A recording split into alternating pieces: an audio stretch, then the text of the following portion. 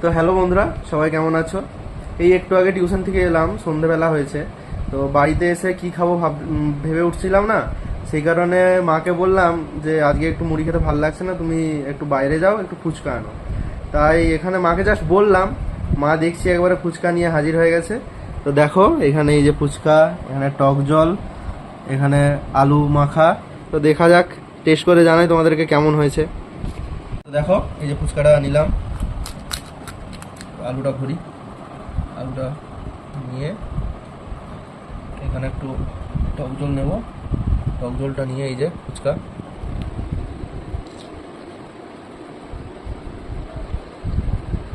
খুব সুন্দর হয়েছে, খেতেও ভালো লাগে, ঝাল ঝাল হয়েছে একটু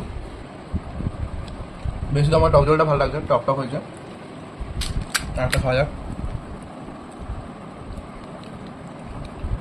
অনেকটা করে আলু নিচ্ছি, কারণ আলুটা ফুচকা একটু বেশি আলু না দিলে ভালো লাগে না।